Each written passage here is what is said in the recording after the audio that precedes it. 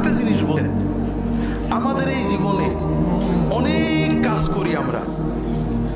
কারোর লক্ষ্য উদ্দেশ্য এমপি হওয়া, কারোর লক্ষ্য উদ্দেশ্য বড় ডাক্তার হওয়া, বড় লোক হওয়া, অনেক উদ্দেশ্য আছে। আমরা অনেক কিছু করি, কিন্তু আবার সবকিছু রেখেই চলে যেতে হয়, ঠিক না? আরেকটা জিনিস বোঝেন, দুনিয়াতে কেউ আপন হয় না। যে বউ আপন, 2 ঘন্টা আপন থাকেতে 4 ঘন্টা ঝগড়া করে, আসে না নেই? যে ছেলে আপন, সে 2 ঘন্টা কথা শুনে তো 4 ঘন্টা কথা শুনে না, ঠিক না বেঠিক? যে ভাই আপন, সে ভাই 2 ঘন্টা আপন আর 2 ঘন্টা পর। যে বাবা আপন, যে সবচেয়ে আপন মা আপন, সেও দেখা যাচ্ছে আরেক ভাইয়ের কথা শুনে পর হয়ে যায়, হয় না? হয় না হাজেরিন, দুনিয়াতে কেউ 16 আনা আপন হয় না। আমাদের এই জীবনটা পরকে আপন করার, মানুষকে খুশি করার জন্য একটা সংগ্রাম।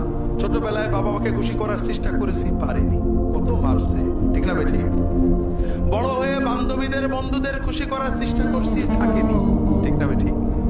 বিয়ে করে বউকে স্বামীকে খুশি করার চেষ্টা করেছি, 16 আনা কখনোই হয়নি, ঠিক না বেঠিক?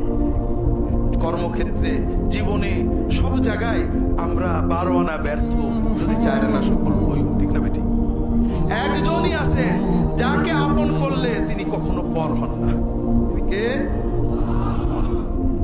আল্লাহকে আপন করতে পারলে সব সময় আল্লাহকে সাথে পাবেন।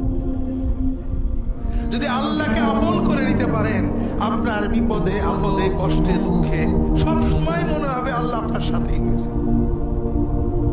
যে বেদনা কারোর কাছে বলা যায় না, বউয়ের কাছে বলা যায় না, মায়ের কাছে বলা যায় না, যে আনন্দে কাউকে শরীক করা যায় না, যদি আল্লাহকে আপন করতে পারেন, সেই আনন্দে আল্লাহকে শরীক করতে পারবেন। সেই বেদনার কথা আল্লাহর কাছে বলে বুকটাকে হালকা করতে পারবেন। কথাকে বুঝতে পেরেছেন? কাজেই ভাইয়েরা, আসেন না সবাই নিয়ত করি যে এত সহজ কাজ আমরা নিয়ত করলাম, আল্লাহ আমার বাকি জীবন যতটুকু আছে, 1 দিন হোক আর 100 বছর হোক, আমি তোমার ওলি হওয়ার চেষ্টা করব। আল্লাহ তাআলা সকলের নিয়ত কবুল করে নিন, আমিন।